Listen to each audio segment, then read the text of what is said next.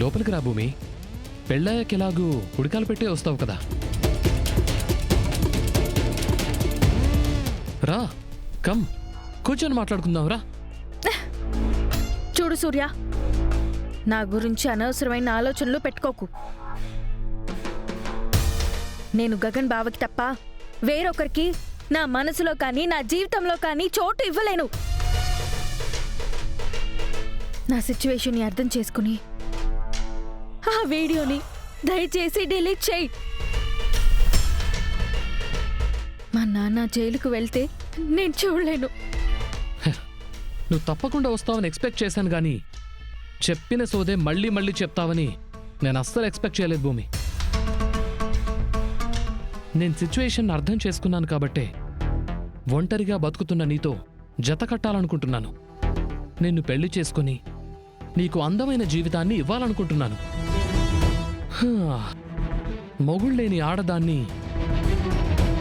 ఈ సొసైటీ ఎంత హీనంగా చూస్తుందో తెలిసిన వాణ్ణి కాబట్టి సొసైటీ నోరు మూయించడానికి నేను నీ పక్కన మొగుడి స్థానంలో నిలబడాలనుకున్నాను. బా, ఇవన్నీ అర్థం చేసుకోవాలి భూమి. అర్థం చేసుకోవడం మానేసి ఇలా అర్థం పర్థం లేని మాటలన్నీ మాట్లాడతావేంటి? ఏం చేస్తున్నావు నువ్వు?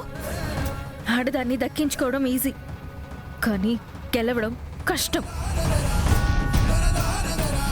దక్కించుకున్నవాడు మగాడు కాదు, గెలుచుకున్నవాడే అసలైన మగాడు. నా బావ నన్ను గెలుచుకున్నాడు. నేనుండే ఊరు మారొచ్చు, నా చుట్టూ ఉన్న మనుషులు మారొచ్చు, ఆఖరికి ఈ మొత్తం ప్రపంచమే మారిపోవచ్చు. కానీ నా మనసులో ఉన్న గగన్ బావ స్థానం మాత్రం ఎప్పటికీ మారదు సూర్య.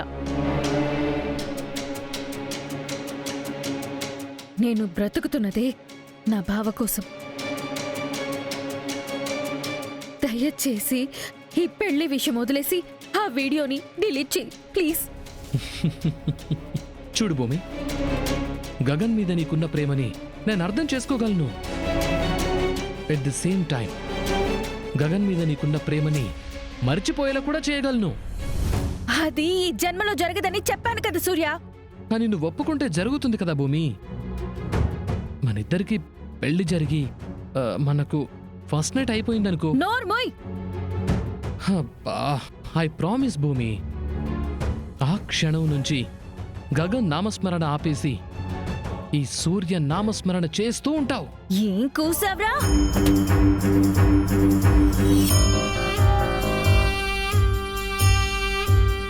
నువ్వు అనుకుంటున్నట్టు చెరిగిపోవడానికి నా బావ ఆకాశంలో మేఘం కాదురా, ఆకాశమే నా గగన్ బావ.